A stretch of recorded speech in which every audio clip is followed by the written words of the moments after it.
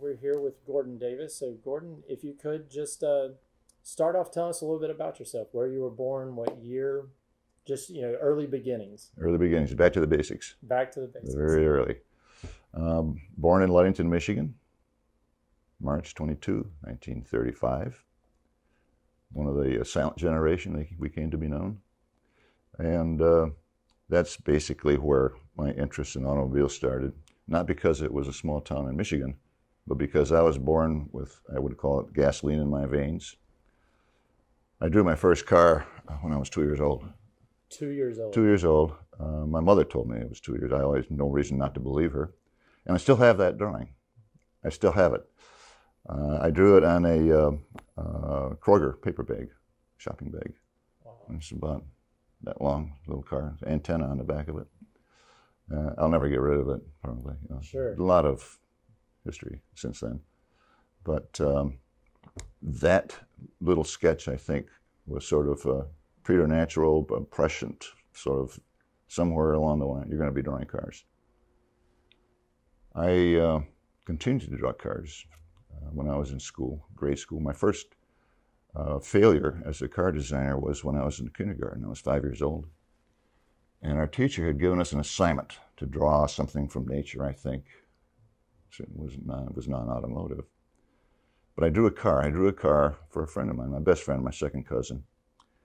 And she saw it, and I was quite proud of that sketch. But less so when she tore it up. And that was my first rejection in the automobile design world, I suppose. But I didn't let it discourage me. But like every kid, I think, who ever became a car designer, drew cars all through probably grade school and high school. And that was no different for me. The time that I should have spent studying, probably drawing cars on my note paper, drawing cars in the margins of books. And I think I got progressively better, but I had no idea that I would ever become a car designer. I think it's fair to say that everything that ever happened to me happened by accident. Doors opened, and I stupidly went through them, more often than not. As a designer, when you realize that you have a knack for drawing cars at a young age, mm-hmm. Are your friends kids that also like to draw and do some of this? Would you hang around with people that you could share or show what you're doing and then get feedback and maybe continue to draw? Feedback from my friends? Right. No. No, I got no feedback. Although a fair number of my friends, like me, love cars. And in high school, there were the usual modified cars. Some of the guys used to do some dirt track racing. Right. They just weld a roll bar onto a frame, Ford V8 frame or something, and they'd race those cars. And I started to draw those things. So I sort of fed off of some of the work that my friends were doing with automobiles. But no, there was no really passing interest or encouragement in terms of, gee, you ought to start doing something about this. But for me, it was a kind of an escape, I guess. I was never really a good student. I loved, draw a car instead of doing this equation about, geometry or something. That continued until I was through with high school, and I thought I might be a journalist. I liked to write. I was short stories for the school paper, and my journalism professor said, "You have the talent that a journalist needs to really be great. And the best place you could go probably would be the University of Notre Dame."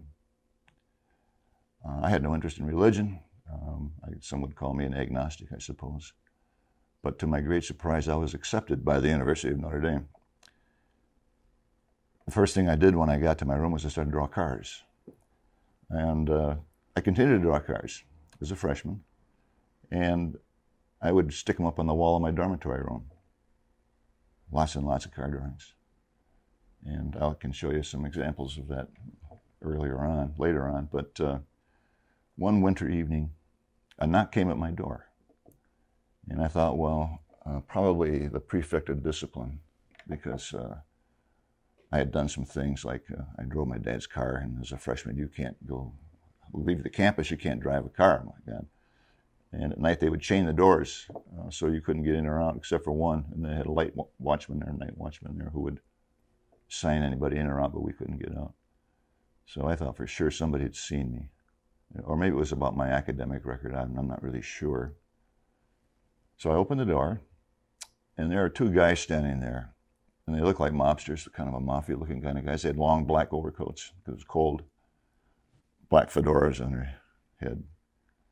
And the guy who I took to be the leader asked if this was Gordon Davis, and I said, yeah, it is. He said, we heard that you like to draw cars. You've done some work here, and do you mind if we come in and see what you've done? And I said, no, of course not, not at all. Well, he said, my name is Bob Burke, and this is Bob Andrews, and I'm the director of design at Studebaker. And I'd like to see what you got. I said, wow, yeah, okay. So I let them into the room, and they spent probably 30 minutes while the snowstorm blew outside. And before they left, Bob said, I'm impressed with what you've got. Have you ever heard of the Art Center School in Los Angeles, California? Never heard of it. What do they do there? Well, he said they have a course called Transportation Design. They teach fine art, illustration, photography. They're well known all over the world. I said, gee, that sounds better than South Bend, Indiana in the wintertime, and I'm not a particularly happy guy here anyway. He said, well, wrap up your stuff, send your portfolio to the Art Center School, see what they have to say. So I did. I took down my sketches, got them in a little envelope, stuffed them into the envelope, and I got the address from somewhere, I don't recall where, and mailed them off to the registrar. And within 2 weeks, I had a letter back saying, we'd like to accept you for our next semester. And it changed my world. And it was nothing that I could have ever planned for or could have foreseen. Sure. So I called my dad. I said, Dad, come get, I'm out of here. I'm going to California. I'm going to school out there. I told him what it was all about. And he said, well, I support you. And I'll come and get you. And he did. And that began my career as an automotive designer. I had no idea that would lead to that. So when you're 18 years old, and so you're looking like 1953, cars are design-wise a little bit more boxy in shape and not a lot of dramatic styling. And so when you were drawing the things that are on your wall, what do they see when they come in? What type of drawings are they looking at? Well, they're pretty crude, looking back on it. But, sort of streamliney stuff. I wasn't into fins. Back then, I think professional designers were into rocket themes, aviation kind of things. But I think the most exciting and dramatic car design back in the 50s, early 50s, would have been Cadillac with the tail fin, the little nascent tail fins that were just beginning to show. But no, I just thought I could round the corners off of these boxy cars that are on the road today. And at that time, probably the nicest looking car was a 49 Ford, which they call the shoebox car. Sure. Very nice car. Probably saved Ford Motor Company from failure. But yeah, that was my first toe in the water, so to speak, with that. So what was when you realized who was at the door and that they're there Mm-hmm. to look at these drawings? So somebody has had to communicate to them. Yeah, somebody had to communicate. Somebody had to have told these guys about me and about my cars. I have no idea who it could have been. Not a clue. Could have been one of the priests, I suppose, who probably went down there and blessed the Studebaker designs. I have no idea.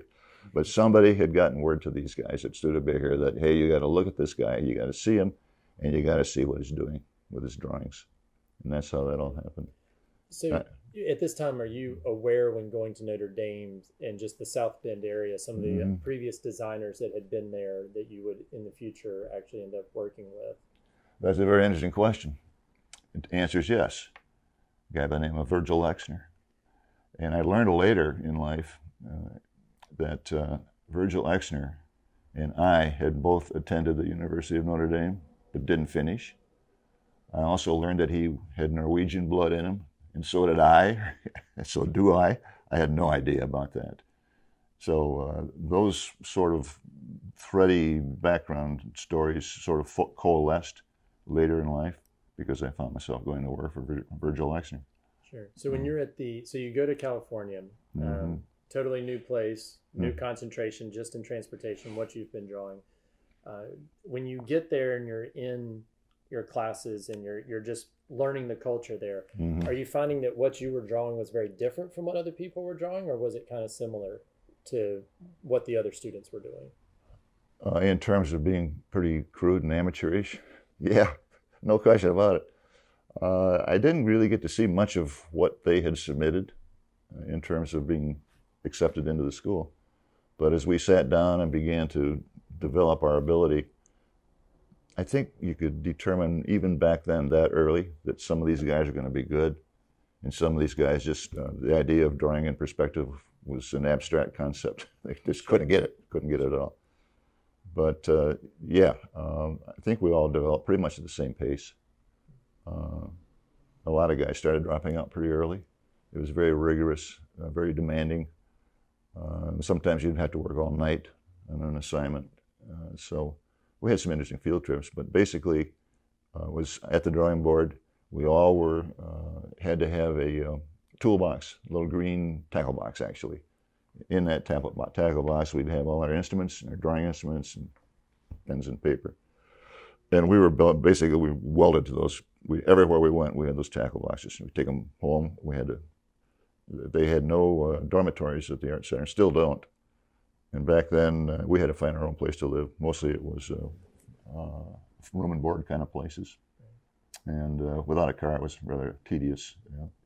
You rely on somebody else for a ride, bus, back and forth to school, or you hitchhike. We did all those kinds of things. Today, probably a lot of the same kind of challenging issues exist in that school. So as a non-designer, speaking for myself, how would your work be evaluated? You know, you're going to make models and do things that they are, you know, interested in, and so you're going to create an assignment for them. So how do you improve and hone your skills? Is it about what's in your mind and bringing that to paper, or is it just the technical part of actually drawing what you're doing? How does that look like in a classroom setting from somebody who has never been anywhere near a drawing classroom? Ask Picasso what he's thinking about when he sits down in front of a blank piece of paper or a canvas. I don't know. You know, that's a very sort of, I can't answer the question. I think as your skill set develops, you are able to expand upon your conceptual, what am I going to do, how am I going to apply this to that, sort of a process. And certainly you look around at what Detroit is producing, cars on the road today, how can I improve that? Back to when I was in high school, I would take an advertisement out of a magazine for whatever car it might be, and I'd sit down with an eraser and a black ballpoint pen, and I'd erase part of a grill, and I'd redesign the grill or any other part of the car. So you're getting a sort of a hands-on experience of redesigning a car even back then by using someone else's design. So you just work on that and improve upon that, and you find out later in life as you are a student, you're still improving upon yourself and improving upon what's on the street, and trying to probably be a little bit better than a guy who's a student, you know, along with you too. So as you transition and you're into the school, how does your next opportunity open for you from the California school to where you end up next? What's the story to that?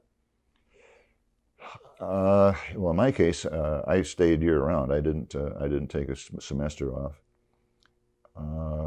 I think about that time, I think you're thinking, I think I can be a car designer. Maybe there's a future for me. You get encouragement from your teachers, and a lot of criticism, harsh stuff too. But I began to focus strictly on, when I get out of here, I'm going to go to Detroit. And I was particularly fond of Studebaker for a very good reason, of course. I had a new 54 Studebaker when I was at Notre Dame. Reason being, I told my dad I can't get around the city without a car. And so he said, well, I guess I understand that. So why don't you come home? There's a Studebaker dealer in town. He's going out of business, and he's got a demo, and I can get a deal on it. So I flew back to Ludington, and Michigan, got up to Ludington, and I saw the car, and it was really great, you know, and I was very happy to have it.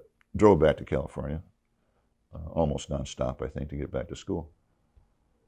And it wasn't long before I was going somewhere on the Golden State Freeway, and traffic backed up in front of me. It's not that I wasn't inattentive, but it was a very sudden thing, and the bumper-to-bumper traffic, and I put the nose of the Studebaker in the back of the car in front of me. Sufficient damage that it had to be repaired by a professional. And insurance, I had AAA insurance, and of course they covered the repairing the damage, but my mind was focused on something a little bit bigger and better, being a fledgling designer, and I wanted to improve upon the looks of that Studebaker. So I took it to Valley Custom out there in LA. I said, let's talk about what we can do to make this car really a knockout. And they, of course, agreed to do it. So we Frenched the headlights, we lowered the car, and we put Laker pipes on it, and took the chrome off of it, did some other nice things to it, louvered the hood, really looked great. So good, in fact, that I was stopped on the streets one day by the photographer of Rod and Custom magazine. He said, hey, I want to do an article and some pictures on that car. I said, they're really great. But I paid for what the AAA insurance didn't pay for out of my tuition money. And tuition was due, and I told my dad when I'd done, he said, Gordon, I've got your younger brother's in college now, and your sister's about to go in, so I think you better get a job. And I said, well, geez, what am I going to do? So I thought, oh, Bob Burke back at Studebaker in South Bend. I'll go see him. I got a Studebaker outside that looks pretty good. So I put my portfolio together, my student portfolio, all the amateur stuff that was in it. And I drove to South Bend with it, and I presented myself to Bob Burke, who liked my stuff. He remembered me. He liked what I had done to the Studebaker, that he and Virgil Exner had designed. But he said, we're not hiring. But Virgil Exner at Chrysler is hiring. I'll give him a call. And he did. And he got back to me and said, Mr. Exner would like to see you. Make an appointment to go up there. And I did. And I was told that Homer Legassi, I think who was the head of the Dodge studio at that time, ask for him, and he'll see you down in the lobby. I did. He came down. He liked my stuff. I took him outside to visitor parking, and I showed him the Studebaker, and he thought it was fantastic. He said, I got to get X. I'll bring him down here. I had no idea what his reaction was going to be, but Exner looked at my stuff too, and he liked it, and he really liked the Studebaker. He said, this is kind of what I had in mind. I think you've improved on what I did. Nice work, Gordon. I was really blown away. Although I didn't really know much about Exner. I mean, at that time, I don't think, well, I knew Harley Earl, and I knew George Walker at Ford, and I knew Exner at Chrysler. If you asked me today who the head designers are in any one of those car companies, I couldn't tell you. And I'm a car guy, and I know cars. So Exner said, well, when can you start? I said, well, gee, like now. Like now. Well, he said, why don't you come back Monday morning and ask for Homer. He said, Homer, ask for Homer, and we'll get you in. I did. I went home. I had one sport jacket, a salt and pepper sport jacket, one pair of pants, and I think 2 neckties. That was my professional clothing. So I went back on a Monday morning and asked for Homer. Homer said that Exner wants to start you in advanced styling. That sounded pretty good, and so they took me up there.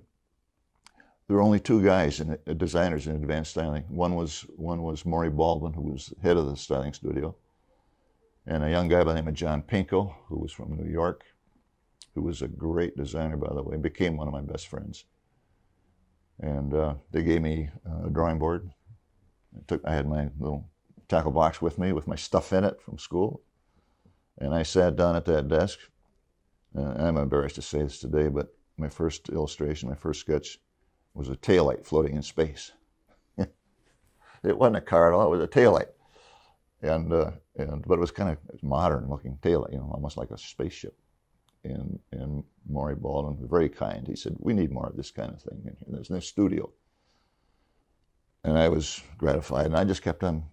Lunchtime came around, and Maury said to John, "Do you think this guy ever eats lunch?" I didn't know anything. You know, I got to sit here. My job is going to be draw cars, you know, which is what I did. And I couldn't help but think, even to this day, I was being paid to learn how to draw, while the kids that I were in school with are paying to learn how to draw. I mean, how else? I mean, could that ever happen again? No, I mean, it couldn't happen again. So when you go into the studio for the first time, you're the youngest person, or would be one of the younger people always. in there. I was the youngest person they ever hired at Chrysler, and probably will always be the youngest person they ever hired at Chrysler. I was always a kid. Right.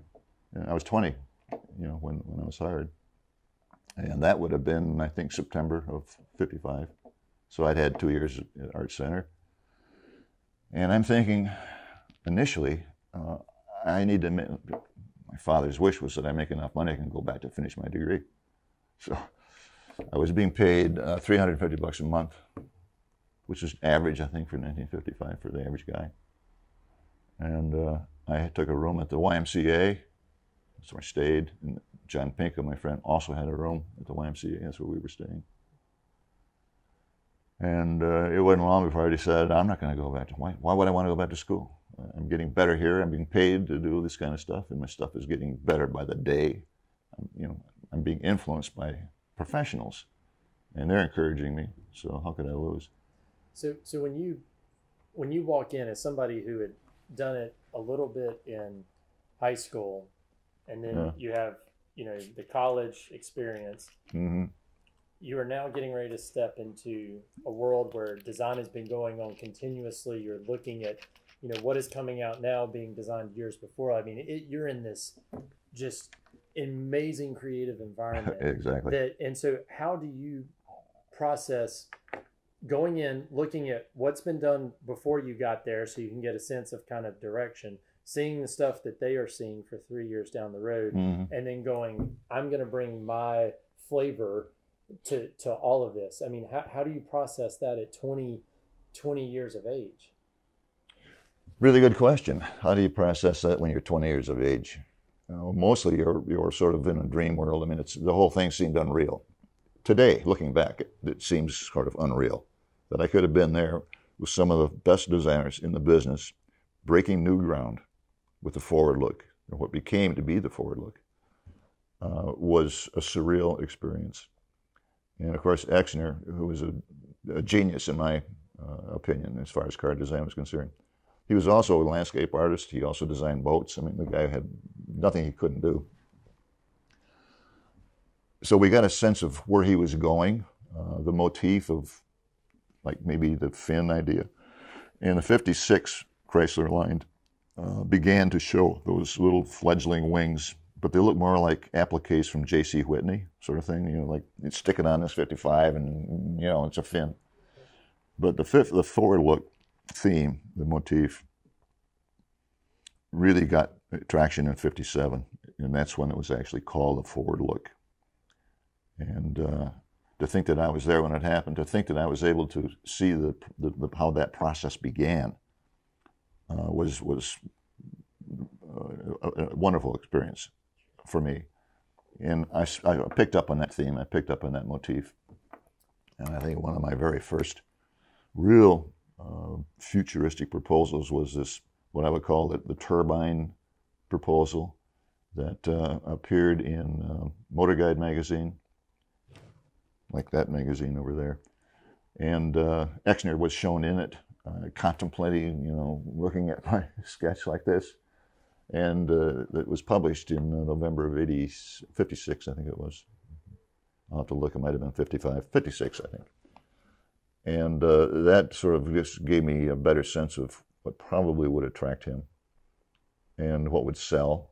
Because in a sense, we were all competing, all of our designers were competing, but not so much studio to studio, but within the studio itself.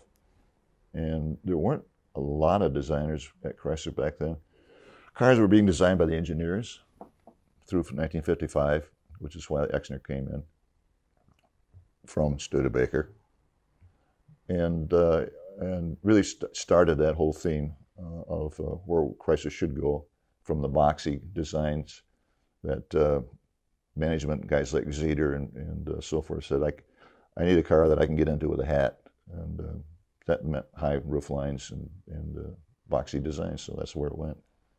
And interesting too, engineering fell in with that whole thing. They had some really good engines, V8 engines, Hemi engines that went back to the early 50s. So it was a natural tie-in for the designs. Finally, design began to follow function, form began to function. So inspiration would have come, I think, just from being there. It was in the air. I mean, there's that tension sort of going on. And of course, at my level, I was totally unaware of politics that would have been going on, and in every car company, politics are always everywhere. But there was an internal struggle going on. Exner was seldom seen, actually. He's a very shy guy, in my opinion, soft-spoken. We designers were not allowed into the studios where the full-size clays were being developed. I don't know why. But while I was there, the clay modelers became they unionized. And from that point on, you couldn't touch clay. You couldn't touch clay. Prior to that, we were able to do some things. And in the studios, we had 3/8 size scale models, and we could develop those things. But one day, I was invited into the Chrysler's full-size clay modeling studio because I had done a theme that was being put into full-size clay. And I walked in there, and Exner was there. I hadn't seen him for a very long time. And Exner sat on a four-legged stool, smoking a cigarette. He had his ankle hooked over a rung, just sitting there watching my design being developed in full-size clay. He never said a word. I mean, just sort of acknowledged me, and then he walked out of the studio, and it was an amazing experience. But he was not often seen. Usually we saw Cliff Voss, who was his number 2 guy at the time. And Cliff was a good designer. He wouldn't have been in the job he had. And he would come in. And he would occasionally take a drawing off the wall or off of somebody's desk, and he'd carry it out of the room, and then he'd go to show X, and Cliff and X would evaluate what the designer was proposing, and would either adapt something that they liked or whatever. Often we never saw our stuff again. And that was, I think, one regret that I had too.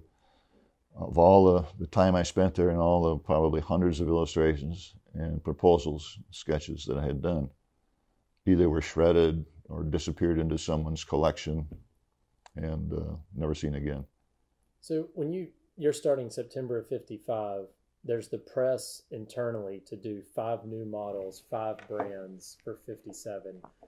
When you're coming in, are you working and looking past 1957 as far as the stuff that you were seeing? Or was the focus when you came in pressure to continue to develop out this entire unheard of, multi-line, all new model expansion? Right. Yeah, right. In advanced styling, we were encouraged to go beyond, the next decade, possibly something like that.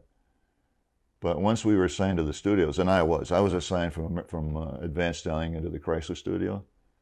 And then it became much more sort of pedestrian, maybe more plebeian. I was given the assignment to design some wheel covers or rearview mirrors or medallions or script or whatever it might be.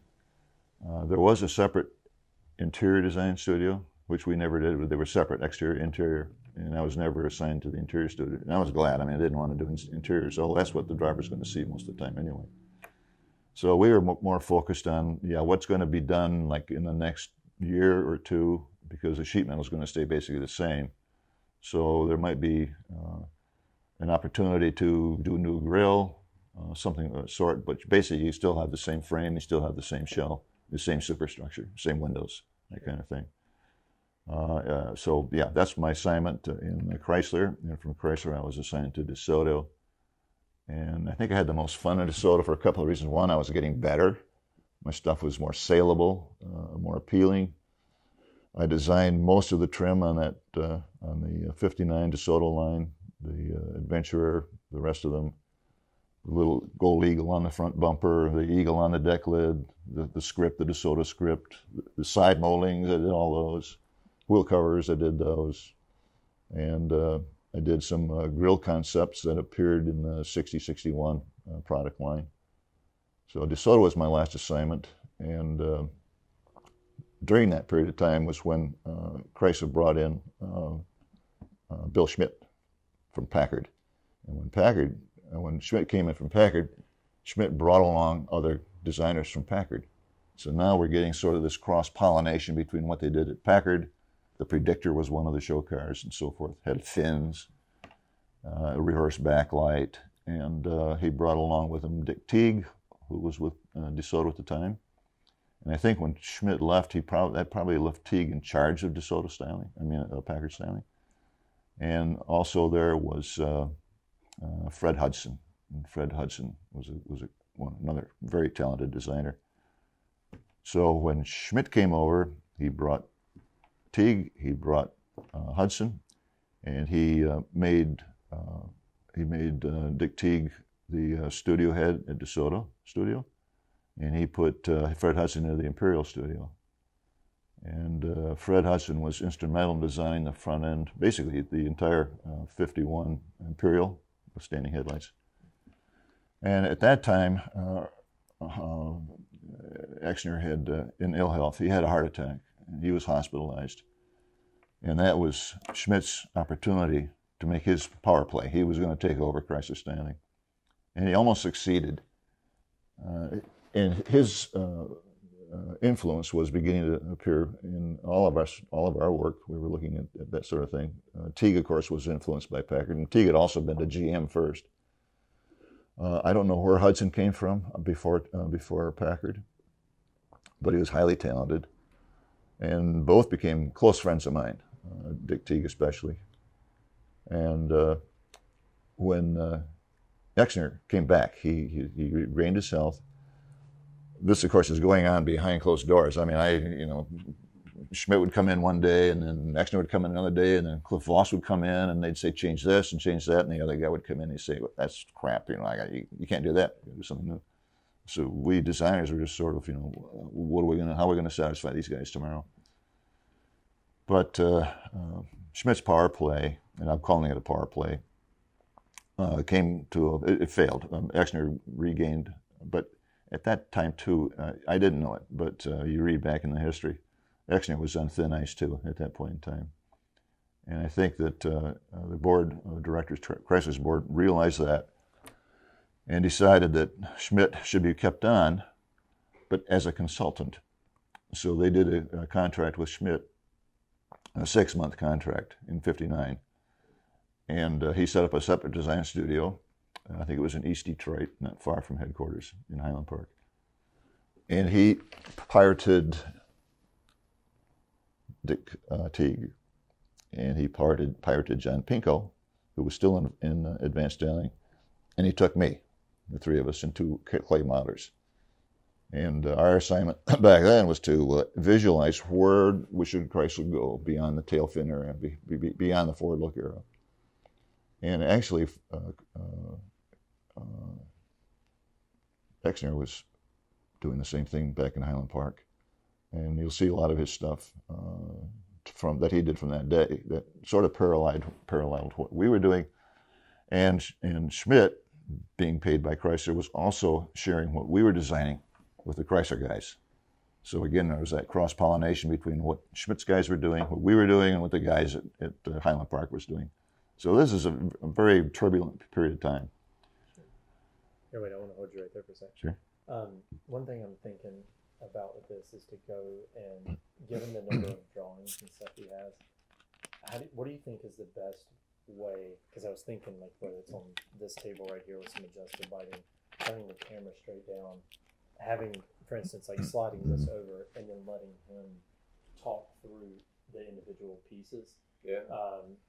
Is that going to be too much of it? I mean, is that that's kind of what I figured, because I want to run through this, but actually the meat of it, I think, is actually you talking about what's on paper, and because mentioning that other stuff, I think that's just That's really good stuff. So I think the questions, the next few questions would just be, sort of you're thinking about 1957. You obviously have a recession year with 58, and at some point you're getting the direction that whether the rumor is true that there was a hearing that GM was going to go very small, and then therefore they come back and go, all of your drawings now don't matter because we need to shorten shorten everything. Which ruined the whole program that Exner had set forth. Right. And so talking about what it's like to be in a moment where you've had a consistent sort of direction and know where you're going, to then have, once again, sort of engineering kind of coming in and going, oh, by the way, everything needs to be on a shorter wheelbase, and the cars need to be smaller, lighter, and so all the stuff you've done. And how do you go from sort of flipping a switch of futuristic long fins, to now all of a sudden the exact opposite, pretty much, of all of that. Mm-hmm. So you can just talk kind of what that transition's like, sort of is probably like, when would you have gotten the smaller direction, like 58 for 61? Yeah. Saying that's probably around the time things got to get weird and the Valiant, all that stuff. Right. So yeah, just what you think about that time period. What it was like working on what you were working on, getting an entirely different direction, and now having to adjust to a totally different style. Yeah. Okay. So yeah, you can just go however you want to go with that. Okay. How do you want to stage the sketches and the other stuff that's over there? Oh, we'll do that after this. Yeah. So okay. We can do it later. Yeah, cause since we have you mic'd up and sitting right here, it's a lot easier to get all of this, and then we'll come back to probably doing it right here on the table, and then having you basically with your finger guide through and talk about everything that they're seeing, because I think that is just that's So but for right now, just talk about what it was like when you found out that there was going to be an entirely different direction from a design standpoint, which was very different from kind of what you guys were working with at the time. Mm-hmm. Mm-hmm. So when did you first learn that there was going to be a change? Well, change was ever present throughout my entire time with Chrysler. We were changing things on a very daily basis. But I think gradually that trend began to focus on, let's take the fins off of these cars. And there had to be a limit, there had to be an end. I mean, how high is a fin going to get before it becomes a cartoon character, before it becomes ludicrous? So a number of attempts were made to amputate the fins and yet incorporate a different sort of feel that didn't lose the heritage.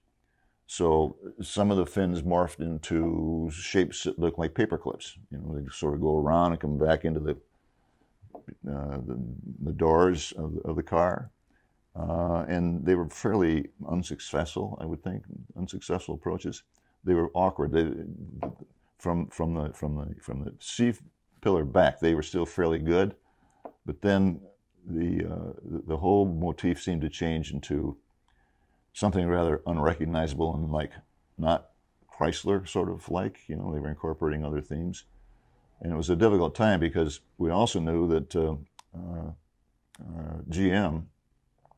We did have some people from GM who hired in, and they brought their influence a little bit with them, including one guy who his designs looked like a 55 Buick. He didn't really fit in, but so that was our focus: is to how do you keep the theme, how do you keep Chrysler's heritage of design breaking, groundbreaking concepts without a fin, without the forward look. In fact, they even lost the word forward look. We don't call them that anymore. Then management learned that GM was shortening their cars, and our concepts were based on proportionally a longer wheelbase, a longer car than what was out there. So somebody up in, probably the president of the company, somebody, I guess, panicked at that point in time, and it affected Schmidt, of course, and it especially affected our management team. Exner I wasn't there, but he had a fit, apparently, a screaming fit. And he didn't like what Schmidt had interpreted. He didn't like what the engineers were doing. The engineers didn't like what we were doing. And it was a tough time. And it was also about the time when Schmidt left with his contract and took me with him. So what was actually going on back there at the time, I really couldn't speak to. But I know that it existed. And when you look back and talk to some of the people who were there, you realize that it wasn't only a design issue, a conflict with where do we go, but it was a political concept in terms of who's going to run the show. And I think that was about the time when Elwood Angle from Ford was brought in. And then we started to look like the 61 Continental.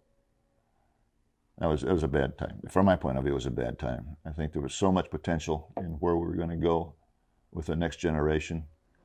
And there's still a lot of opinion, mixed opinion, in terms of the 61, 62 product line. Ugly, ugly because it got shortened and we lost the feeling for what we were trying to propose.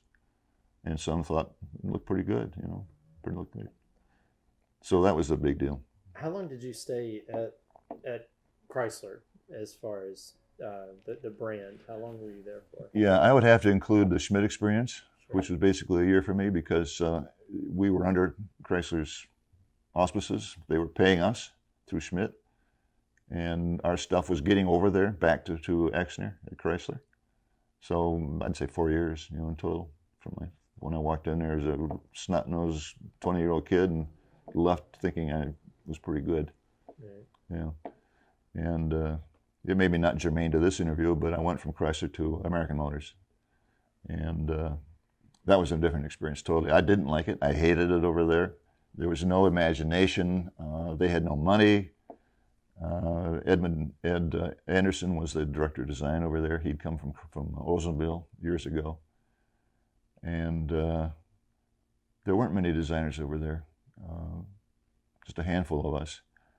And Ed Anderson was what I would call a ball hog. He kept all the Clay models working for him. All the full-size Clays were his designs. And I was there before Dick Teague was there. Anderson's number 2 guy was taken out of that role and made the head of Kelvinator refrigerator line over there. And I knew that Anderson was talking about getting somebody else, and I called Dick Teague. And I said, you got to come over here because they need a number 2 guy, and I think you're the number 2 guy. So Dick did. He was hired. And Dick saw what was going on with Mr. Anderson hogging all the Clays. And he told Ed Anderson, he said, we got to do something about this. So Anderson, very unlike him at all, called all of us together, designers together, and he said, I understand that there's some unhappiness here about who's doing what to the Clays. He said, give me a show of hands in terms of who agrees that I'm hogging all the Clay designers, the modelers, and not giving you guys a chance. 2 hands went up. My hand went up, and Dick Teague's went up. All the other guys just sat there, afraid, scared to death that they wanted to countermand their boss, the big guy, and probably get fired or something.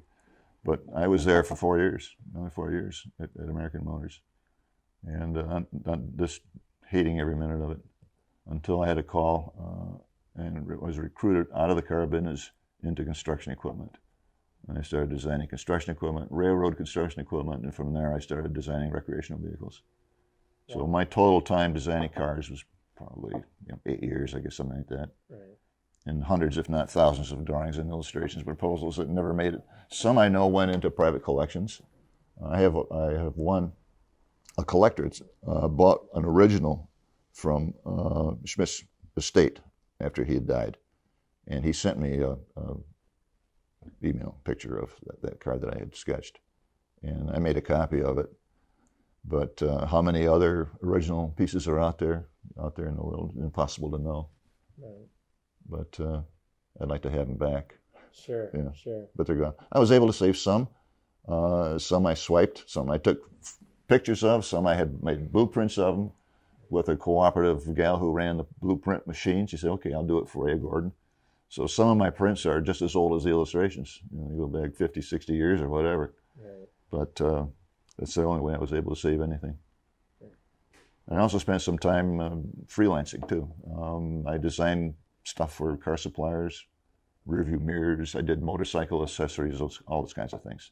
So my background is probably more diverse than most people in terms of designing transportation stuff. This concept was done when I was in the advanced styling studio. It would have been probably early 1956. Clearly, it shows the turbine concept that the Chrysler engineering people were beginning to prototype and beginning to test in various cars. So I wanted to incorporate that theme into what the car would look like, and hence the tail fins and the rather futuristic concept that I think lends itself to that potential. Again, fins are really big. Consequently, these fins are big. The editor of Motor Guide magazine evidently must have thought he was a car illustrator, because the original was silver, and he decided that it looked better in yellow. And apparently Mr. Exner enjoyed it, because he not only took it to his secret studio, but it was used along with an article that appeared in this magazine that showed Exner sort of overlooking the illustration, contemplating its future, and for all I knew, maybe my own. This proposal would have been done in the Desoto studio. Again, the twin grille concept here, but the concept actually was more Chrysler-oriented in terms of I wanted this to be a 300X series. And again, that 300 concept carries through into the nose of this vehicle, this proposal, and the air ducts. And I was told at one point in time, well, gee, these two medallions here, those, like, I saw those on that Packard Predictor. I said, yeah, you did. It was done by Bill Schmidt, who's currently the head of styling here at Chrysler right now. So I, very honestly, I did that to favor him. Give him that little feel. Exner, I knew, liked the knockoff hub theme, and he is a lot of what he does, his proposals, he shows these knockoff hubs. So in a nod to Exner, I put knockoff wheel covers on this car. The original was this, the illustration began here, like most illustrations do, with a pencil sketch, a tight sketch. And I had planned on incorporating these two characters in the final illustration. But I don't draw characters, so I deleted them from the original. But again, fins are the theme. I put fins on the fenders, put fins on the roof of the car, and that basically is another far too extreme in terms of production. But maybe they could have used those louvers on the hood somewhere along the line, maybe in the future, 300, something like that. Or maybe something, you know, the instrument panel, or maybe the cove along the front wheel there where it says 300. So we give the whole concept sort of a cove look down below the belt line. And again, that led directly to the illustration, which I no longer have the original. I have, this is the original drawing and the original concept, but I have a print, a copy, if you will, of the final product.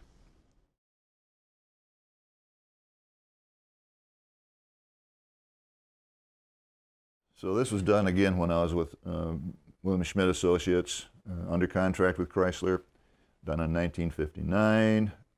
You can tell that I was a real fan, and am a fan, of P-51 Mustang fighter planes, hence the dual cockpit configuration on this car. I was actually I call this the dual Desoto, the twin Desoto, not simply because of the canopies, but because I envisioned this car with an engine both the front and back.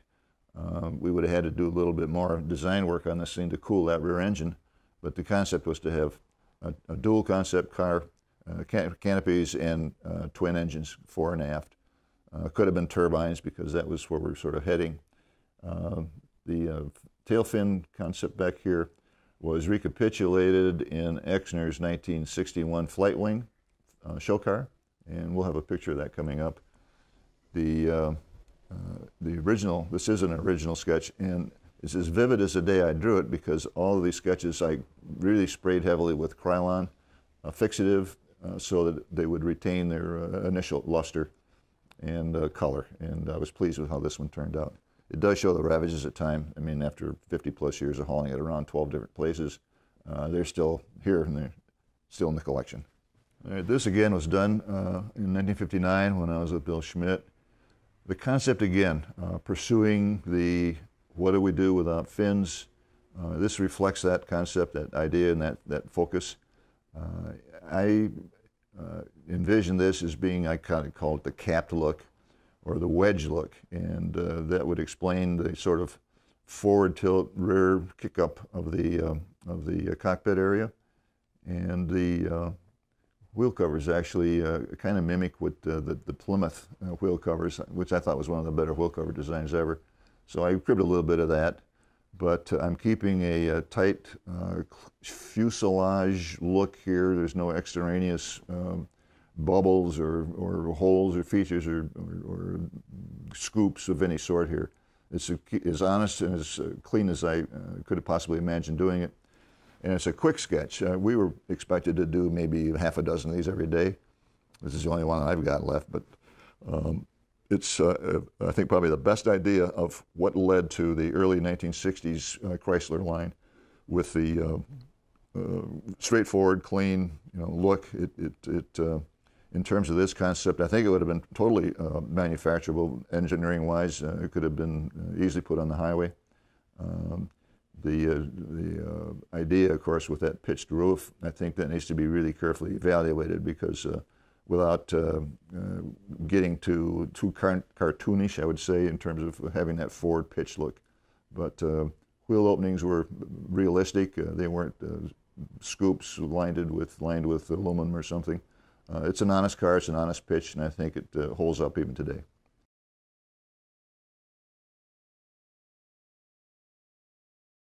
This was done in 1960, and it would have been either at the very tail end of Schmidt or between Chrysler styling and when I went over to American Motors, maybe even as a filler for my portfolio. But again, we've got the swivel seat, which Chrysler, I think, premiered. I like the knockoffs because I knew the Exner liked knockoffs, and I do too. I'm a big fan of knockoffs. And again, we're showing a clean fuselage approach, a little bit of the forward thrust of the cockpit. Again, we're playing around with using something other than a steering wheel, to control the car. And just for fun, I put little hood latches on it, thinking this car might have been competing in some gymkhana or whatever. Bumpers, obviously, way before the government decided that they needed to design cars. And I have the original of this, and the idea of this car,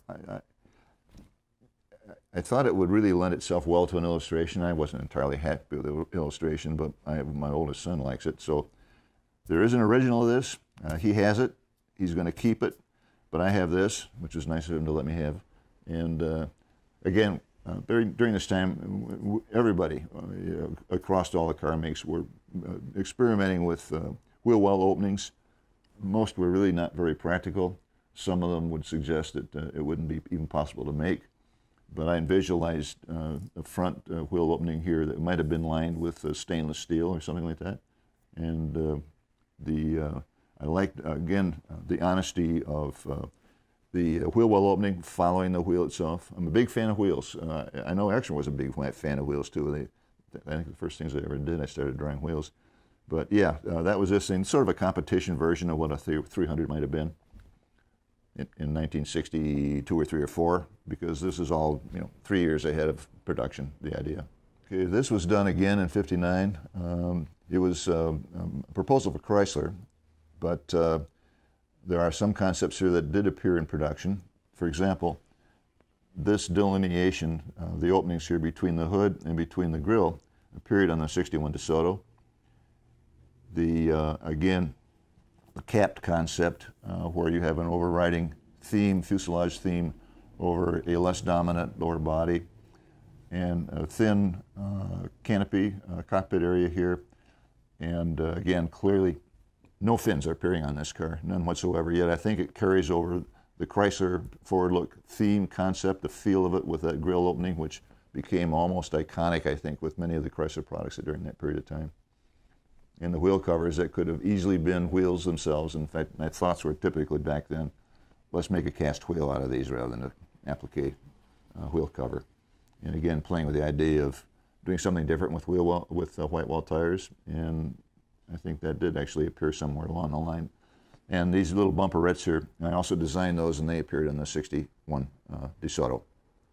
And the grill theme also appeared on some of those later model Chryslers and Desotos. The theme. That's about it for that one. And bumpers before the government got involved.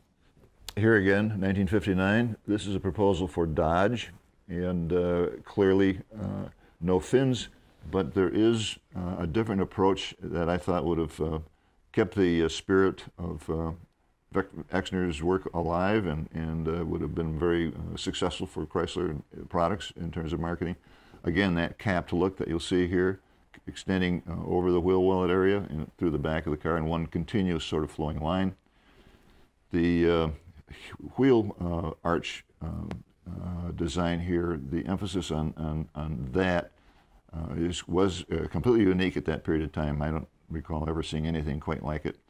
And so it emphasizes the power of the rear end here of a Hemi-powered engine, and again, the sort of clear forward look. I'm going to again use that forward look term here because I wanted to have really the whole car sort of keeping that sort of look of aggressive stance moving forward, and a bit of a pickup here to the rear of the cockpit. And clear bumper lines all around here. Thematically, the Dodge logo that they've used, and the bumper configuration that helps, rather than being an applique, actually a part of the design itself. Again, 1959. This proposal is Plymouth, recognizing the same theme with the shell concept, the slate pitch of the cockpit, and the emphasis on the rear wheel arch, which is indicative of power that's supplied by that Hemi motor. And again, the bumpers a part of the design rather than applied to the car itself. Headrests that extend back into the rear of the car and the deck lid, and that capped look. And once again, here's an example of something that was printed sort of on the sly with the help of a compliant person running the blueprint machines. The originals are lost forever. They could be in someone's collection, I have no idea, but I was fortunate enough to be able to keep these. And again, the concept being, where do we go after the forward look and still keep the same spirit that Exner established in the early 1950s. So I'm particularly proud of how these worked out. Okay, another 1959 concept, again, this is Dodge, and I have in mind a D500 series Dodge with a worked up engine, a more powerful Hemi engine under this thing. Maybe less of an emphasis in terms of the wheel arch, a little more common expression here.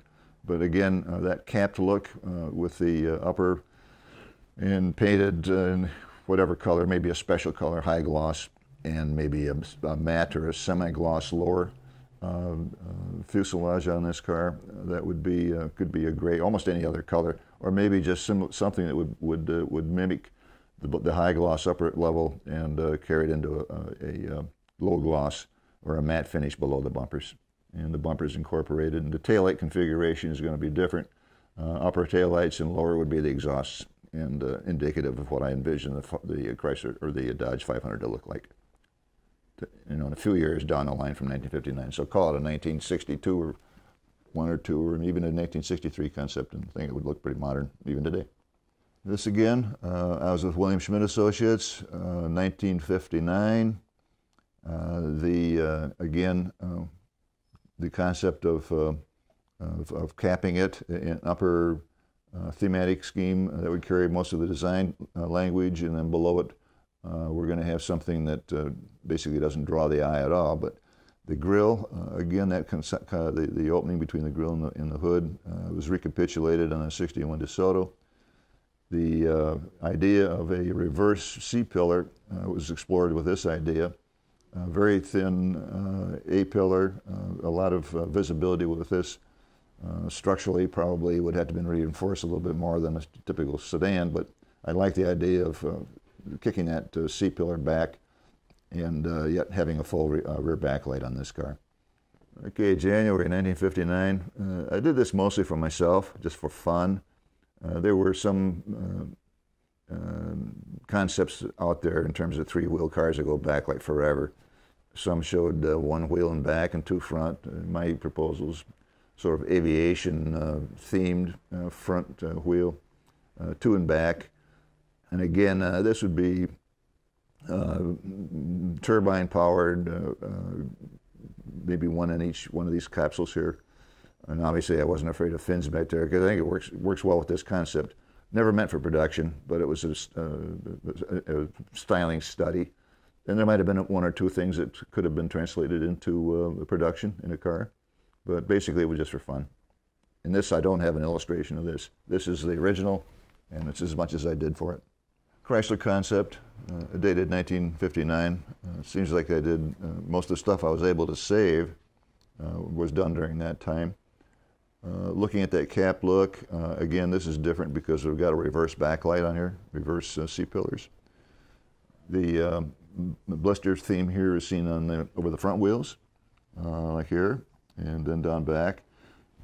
We chamfer the belt line all around here, which would pick up on the theme of the reverse backlight here and the reverse C-pillars. Ventilation system, of course.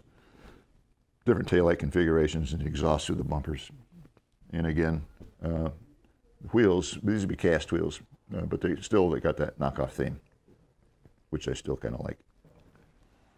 This is a 1954 Studebaker Commander Starlight hardtop, the car that changed my life.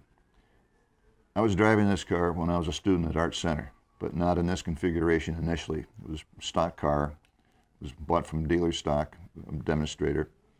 Had a minor accident with it on the expressway in LA.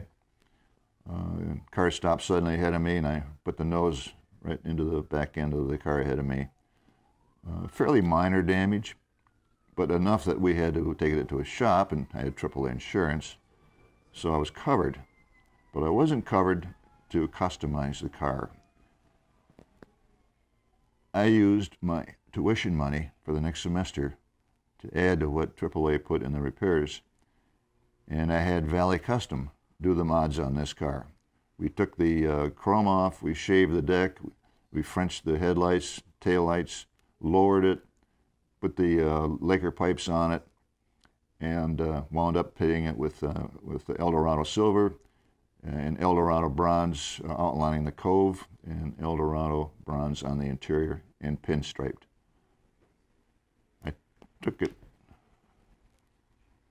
to be photographed. In fact, I was stopped on the street by the photographer and writer for Rod and Custom magazine, which you'll see here. The car was, I guess, drew enough attention that it had this coverage. And that's the car that started it all. This was done September 1955, and I did it. It was in my portfolio from the Art Center, and I had it when I went over to visit interview with Mr. Exner. Strictly amateur hour, really, when you compare to what happened in the years to come. But it was one of any number of sketches and illustrations that I had in my portfolio that I took to Chrysler. But it's the only one that I have left out of everything that I had done to present to Chrysler Corporation. And when I look back at it, 1955 for this, it was strictly amateur hour. It makes me wonder why I was ever hired. But it worked out. This all happened, I think, in 1956. Very early on in 56, I was with Advanced Styling at that time. And the kids that are there had formed a car club and had sent a letter to the president of Chrysler, Katie Keller at the time, asking if they could possibly come over to see what the design studios looked like and how cars were designed. And Keller liked their letter and sent a copy to Mr. Exner and asked Mr. Exner if he could arrange an interview and bring these kids in, and he did. So these kids, you see them, they're all probably in their early late 12, 13, 14 years old, I guess. I did once upon a time check on their names to see if anyone ever turned out to be a car designer, and no one ever did. So they put one on to different things, I guess. But this is interesting here because these were taken in the Advanced Design Studio. This is Exner. That's his number 2 guy, and that's me here. But these illustrations on the wall were done by, the dart was designed by not just Exner himself, but by Maury Baldwin, who was the head of the Advanced Styling Studio. These are illustrations that led to the 1955 Falcon show star. I think there were only 3 of them ever made. And so it kind of dates how it was designed, where it was designed, and who designed it. And these are the kids here who are all running around under Chrysler Engineering. Very excited, and it was a wonderful day. And I was very honored that Exner chose me to be in that photograph with him. I guess, if anything, it just documents the fact that he and I had spent some time together. April 3rd, 1957. I'm in the Chrysler studio.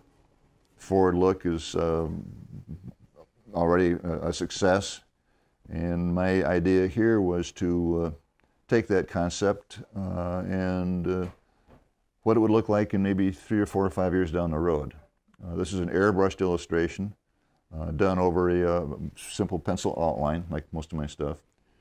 This is significant because the forward look motif here, the logo, if you will, it also has a name. It's called Flusserang, and I don't know where that came from. It might have been a marketing person. I don't recall anybody in design having it, but it's the only concept in my knowledge that I know about that actually incorporated the Chrysler's forward look motif in any proposal. So it makes this a bit unique. Again, the blistered, over the wheel well blisters were pretty much unique here.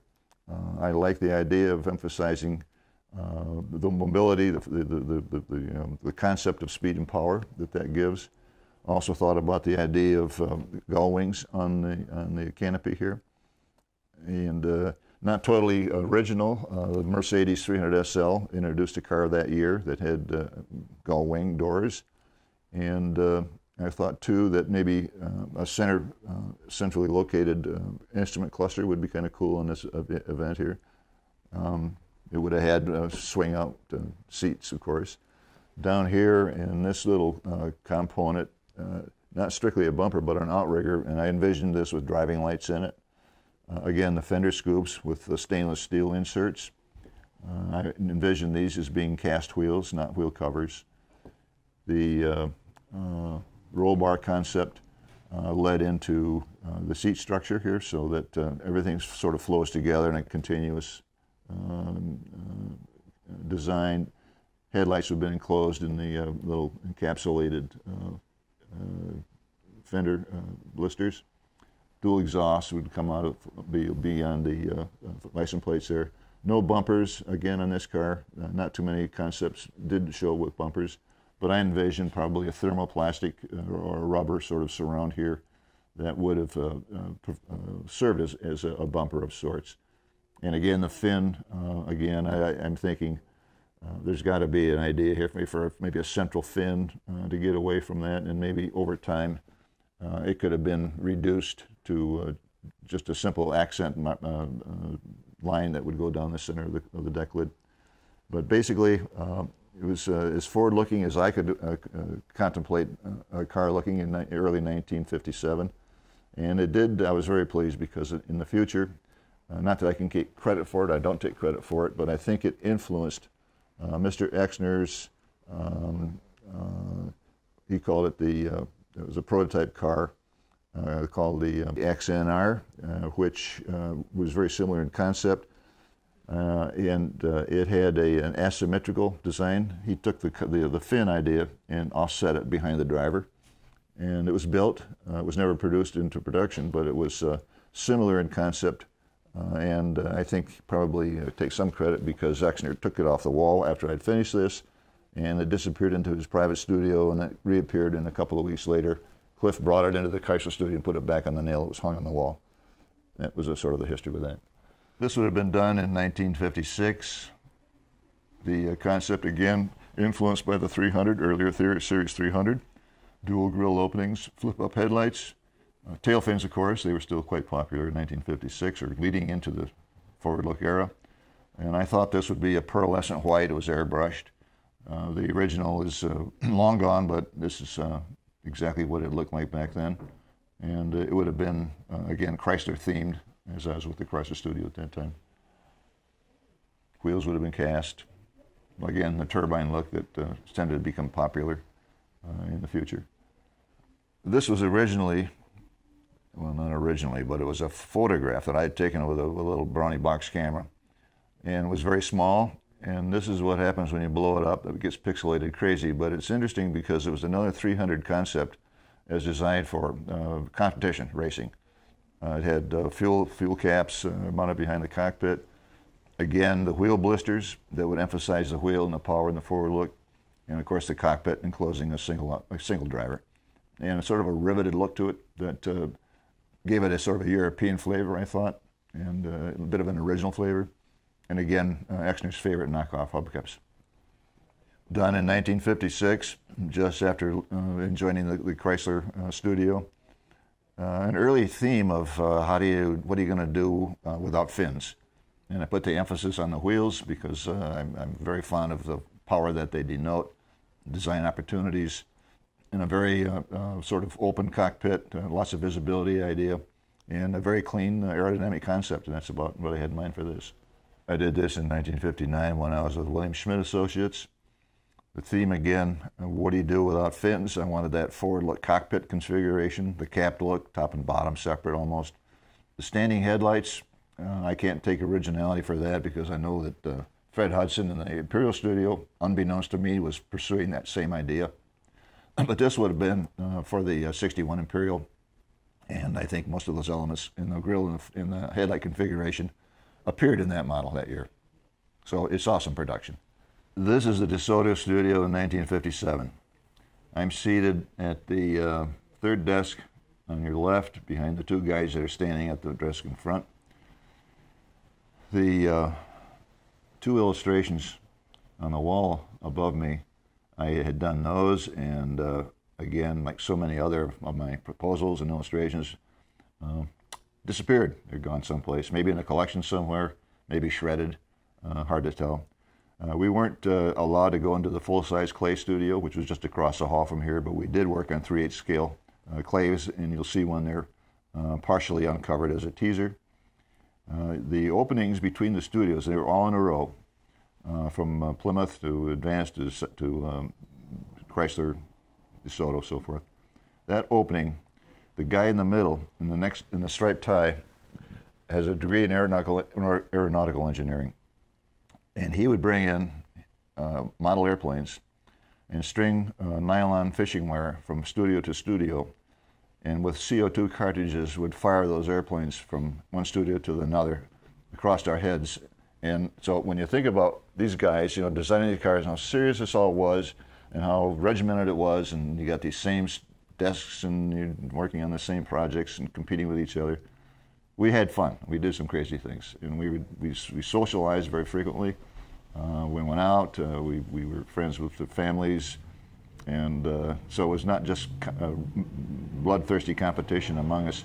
We were all very friendly. We supported each other, and we all worked toward a common goal of being the best we could be with Chrysler Corporation.